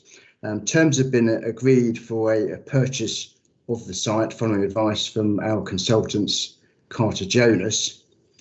The site is currently let to Mulaney's Coaches, but the existing landlord has in fact exercised the break in their existing lease, so the site will have vacant possession from 31st of October this year. There will be the potential to discuss a short-term extension of that, subject to waste working out plans for the site. Essentially, this provides a one-off opportunity to expand the Waterdale waste transfer site and also improve resilience of it. So it's an excellent opportunity. There's been other competition for the other bids on the site, and conditional contracts have been exchanged to purchase the site, subject to Cabinet and Council approval. Thank you. Yeah. Is that it, Neil? Are you done? So I hope that provides some background, but obviously happy to answer any questions. If I could just, by way of just elaborating slightly, just put a couple of questions to you. We obviously will be paying a purchase price to acquire this piece of land, but just so that members and the viewing public are clear, we've received independent third-party advice as to the appropriateness of the price. Yes, that's absolutely right. So we've been advised by Carter Jonas in terms of comparable evidence and essentially demonstrating section 123 in terms of a purchase at this level. Yeah, and we know that there are other interested parties out there who would be prepared to do the deal at the price that we are prepared to do the deal at. That's correct. Yes, we've been advised exactly of that. So we've got real market evidence that the price is market. We do, yes. Yeah. Fine. Okay. Thank you very much indeed, Neil. Okay. Now, as I say, I didn't mean to foreshorten conversation, but it doesn't seem to me that this necessarily needs great debate or discussion. I see one hand, that's Tim Williams, so I'll bring Tim in now. Thank you very much, Bob. Yes, just a couple of questions really. Yeah, I noticed the words energy recovery facilities mentioned in the report a few times, but I'm just seeking the assurance that it's not for this site, but that this site is for a shredding unit. And I also basically was highlighting, yes, I believe reading the report, there's quite some sort of sustainability agenda here as well, because that having shredding facility here will mean less waste going into landfill, being less sort of vehicle movements, I believe dropping down by 35 to 40%. Sorry, phone going off there. Yeah, and overall though, I do think this is a kind of once in a lifetime opportunity. I think it is a good purchase for Herts County Council. It's a strategic area where basically we do need, it would enhance our waste management plans. And I do think it's, you know, one of those situations, it wasn't foreseen at the start of this sort of budget cycle in the integrated plan. And I think basically Hertfordshire should push the boat out in order to acquire the land. But I still got a question, and I think, Bob, you touched on it there, about the best value sort of thing. Is it basically competitive market? I know you mentioned the third parties there. Just want to bear in mind a bit more assurance on that level that it is a good thing to push the boat out. Thank you very much, Tim. With your permission, Tim, I might just ask Neil to hold on a response because we've got a couple of other hands. It wouldn't surprise me if questions are of a similar nature, and I can see that one of the hands is Scott Crudgington. So I might just let Scott come in now, because that might inform the discussion. Yeah, thank you, Chair. And we always knew that this paper was going to probably be a bit difficult just to keep purely to the property transaction aspect, because of the obviously the future need and the future need identified for the reason for the purchase. So we accepted that this is the resources and performance panel, and we're mainly focused on the property aspects of this report. Nonetheless, Chair, we have made arrangements for Matt King to be on the line, and I wonder whether he may be best placed to answer the query relating to the energy recovery aspects, because I think that that's outside of our normal resources remit, and I think I'd rather you have an accurate answer from the team rather than one that we would be a best guess at. And then I'll leave the rest of my Neil, etc., to pick up the issue in terms of price, if that's okay. I think that's very, very helpful, Scott. Thank you very much. So again, let's take Matt now, because I think that will inform the discussion. So you're there somewhere, Matt. Yeah, okay, away you go. Yes, and thank you, Chairman. So perhaps just very briefly to add to Neil's context from a service point of view, the Waterdale Waste Transfer Station is the council's most strategically important facility for managing our statutory function for waste disposal. It's an extremely busy site, and the need for investment is recognised in the council's latest iteration of our local authority collected waste spatial strategy document, which is publicly available and was endorsed by the Environment Cabinet Panel in June of this year.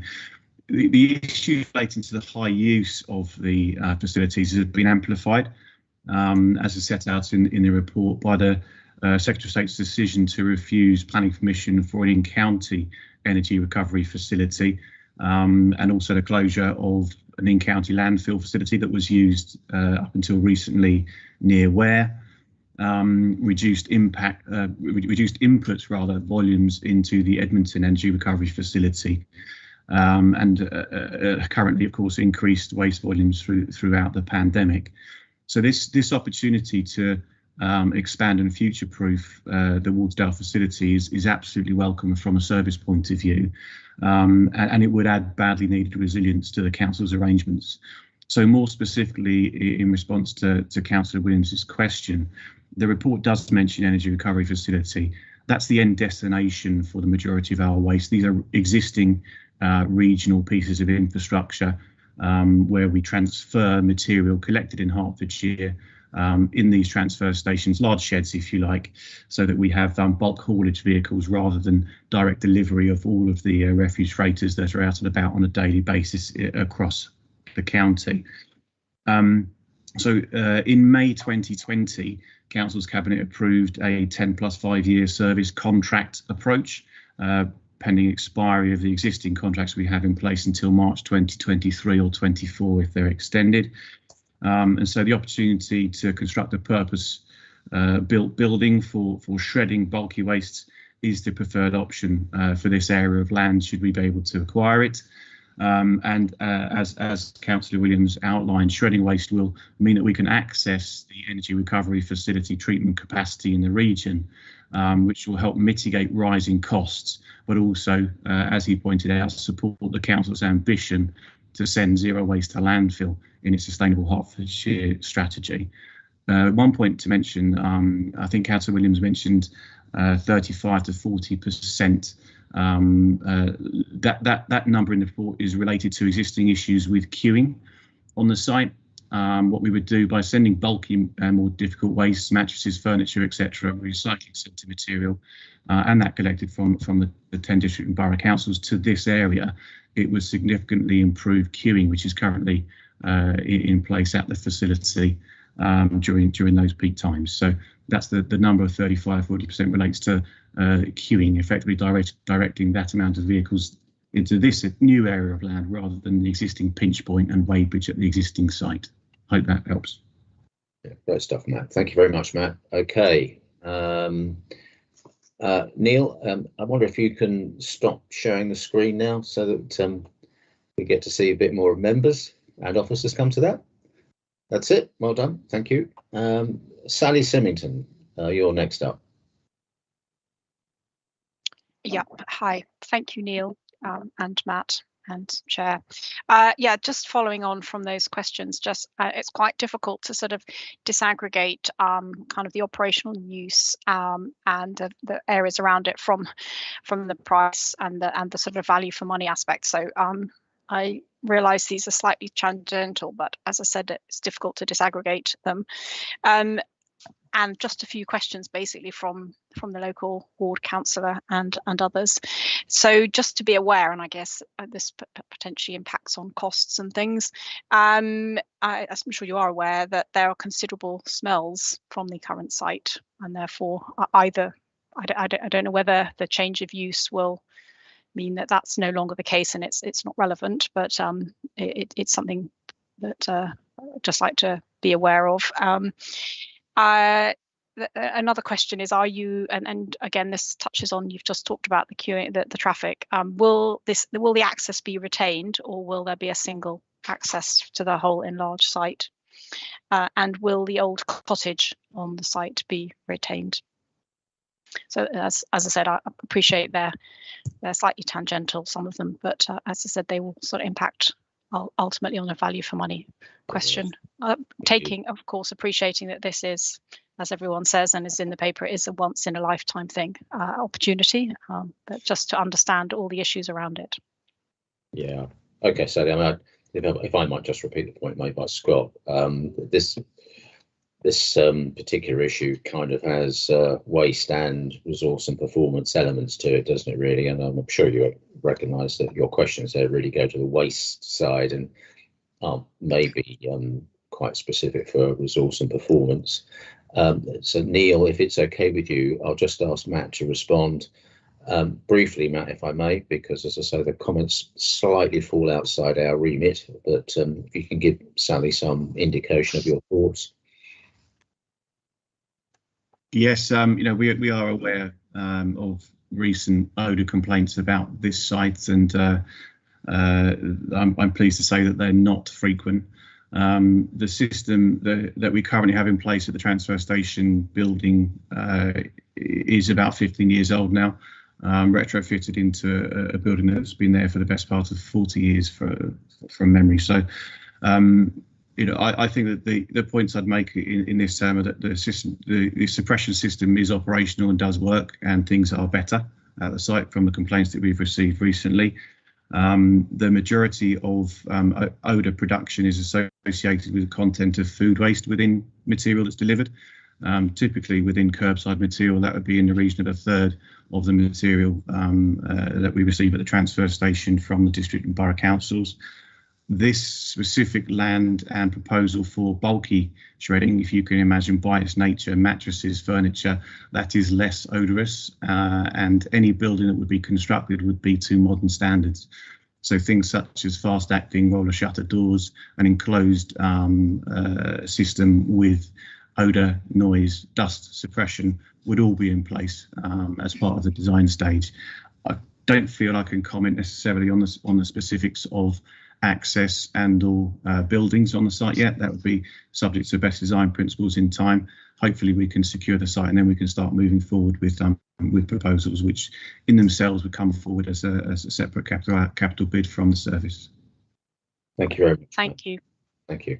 Okay, I'm just holding you in reserve, Neil. I accept you may not have very much more to add, but conscious you're the reporting officer here. So just got Sharon now. I think you're going to close the batting this time, Sharon. Okay, I'll fill Paul Mason's slot, if that's okay, Chair. So I've spoken to the Watford our councillors in Watford. They didn't have any particular concerns about this, and I was, when I read the paper, I thought this is a good deal for the county council, so we should be pushing ahead with it. And I hope, my only questions were around the issues that are not really a matter for this panel, and they've been raised here, and I just wonder whether sorry, I hope that my feeling of reassurance that these ongoing issues of how we're going to dispose of waste in Hertfordshire are not, that they're not the matter of this panel or this paper, but they need to be the subject of ongoing discussion. And I thought that's what I heard from the officers. So I hope that is the case, because we can't brush this almost literally under the carpet. It's not going to go away. We do need to face the issue that we don't have enough capacity at the moment to deal with Hertfordshire's waste. And I hope that what I heard was that that's an ongoing debate with the panel that deals with waste management, not for us to discuss. But I don't want to, as it's on the table today, I don't want to let it go without that reassurance. Thank you. Yeah, thank you, Sharon. I think that's an extremely fair way of putting it, I might say. And maybe just for the benefit of the viewing public, there are different panels at the County Council. This is resource and performance, so our interest in this is property. There is a different panel that focuses on waste. Waste is a really important issue for the county. It's a very big issue. The county, broadly speaking, generates a lot of waste, and there are all sorts of issues that go along with how that's dealt with, and that is primarily looked at, and indeed properly looked at, by a different panel to our panel. Neil, to say, I'm not so sure you've got anything further that you feel the need to say, but you can close if you wish. Well, it's just in terms of the valuation advice, just to confirm that we did have valuation advice from our agents, Carter Jonas, who've negotiated terms on our behalf, and also taking into account comparable evidence from sales of other sites, so other similar sites. So, and they've recommended purchase on this basis. There has been a lot of competition for the site, so I think, you know, the view is we're paying a full price, but given it is a unique opportunity for the waste team to secure the site. So okay, that's fine. All right, Neil, thank you very much indeed. We'll see how the vote goes, but I've got a feeling we will completely get this. So thank you very much. Okay, everybody. Now, it's not my sense that anybody feels the need to take this into part two. I'm looking. Seeing some shaking hands. I don't see any. No. Okay. So I think we will go to the vote now. And again, just for the benefit of those viewing who don't have the papers in front of them, I shall read out the recommendation that we're asked to vote on. Resources and Performance Cabinet Panel are requested to recommend to Cabinet that it recommends to County Council that it approves the amendments to the capital strategy outlined in Section 5 and Appendix A to this report to enable the scheme to be added to the 2021-22 integrated plan. Subject to County Council approval of 311, approves the acquisition of Brookdale Goods Yard. Delegates to the Director of Resources in consultation with the Executive Member for Resources and Performance, the Director of Environment and Infrastructure, and the Executive Member for Environment and Waste authority to agree final terms of the purchase. If I could ask all of you who are agreed to note that in chat, please.